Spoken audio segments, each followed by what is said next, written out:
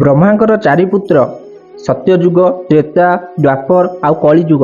ବ୍ରହ୍ମାଜୀ ଏହି ସମ୍ପୂର୍ଣ୍ଣ ପୃଥିବୀକୁ ତିଆରି କରିଛନ୍ତି, ସୃଷ୍ଟି ରଚନା କରିଛନ୍ତି। ବ୍ରହ୍ମାଜୀ ତାଙ୍କର ଚାରି ପୁତ୍ରକୁ ଡାକିଲେ ସତ୍ୟଯୁଗ, ତ୍ରେତା, ଦ୍ୱାପର ଆଉ କଳିଯୁଗ। ସତ୍ୟଯୁଗକୁ କହିଲେ, ପୁଅ ମୋର ଆଜ୍ଞା କି ମୁଁ ତୁମର ସ୍ୱଭାବକୁ ଜାଣିଛି। ତୁମେ ଆପଣଙ୍କ ରାଜ୍ୟରେ ଏମିତି ବିଧାନ କରିବ କି? ମୁଁ ନର୍କ ବନେଇଛି, ଏଥିରେ ବି ପ୍ରବେଶ କରିବେ, ଖାଲି ଯେମିତି ରହିବେ ନାହିଁ। ସତ୍ୟଯୁଗ କହିଲା, ପିତାଜୀ ଏଇଟା ହେଇପାରିବ ନାହିଁ, ଆମ ରାଜ୍ୟରେ କେହି ନର୍କ ଯାଇପାରିବେ ନାହିଁ।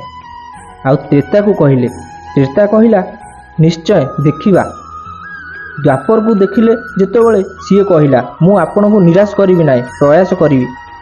ଆଉ ଯେତେବେଳେ କଳିଯୁଗକୁ କହିଲେ, କଳିଯୁଗ କହିଲା, ପିତାଶ୍ରୀ ଯେମିତି ବଡ଼ ଭାଇ କହିଲେ ଆମ ରାଜ୍ୟରେ ଯେମିତି ନର୍କ କେହି ଯିବେ ନାହିଁ, ମୁଁ ଆପଣଙ୍କୁ ବଚନ ଦେଉଛି କି ଆମ ରାଜ୍ୟରେ ଯଦି କିଏ ଭଗବାନଙ୍କୁ ନିଜକୁ ସମର୍ପିତ ନ କଲା କି ଭଗବତ ପ୍ରାପ୍ତି ନ କଲା, ସିଧା ତାକୁ ନର୍କକୁ ପଠାଇ ଦିଆଯିବ।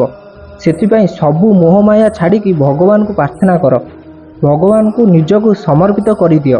ଏ ଦୁନିଆକୁ ବୁଝିବାକୁ ଚେଷ୍ଟା କର, ଏ ଦୁନିଆରେ କିଛି ବି ନାହିଁ, ସବୁ ମୋହମାୟା। ସେଥିପାଇଁ ଏହି ମନ୍ତ୍ର ସବୁବେଳେ ଜପ କର, ହରେ କୃଷ୍ଣ କୃଷ୍ଣ କୃଷ୍ଣ ହରେ ହରେ, ହରେ ରାମ ରାମ ରାମ ହରେ ହରେ। ରହୁଛି, ହରେ କୃଷ୍ଣ। ଯଦି ଏହି ଭିଡ଼ିଓ ଭଲ ଲାଗିଥିବ ତାହେଲେ ଲାଇକ୍, କମେଣ୍ଟ, ସେୟାର ଆଉ ସବସ୍କ୍ରାଇବ୍ କରିବାକୁ ଭୁଲିବେନି।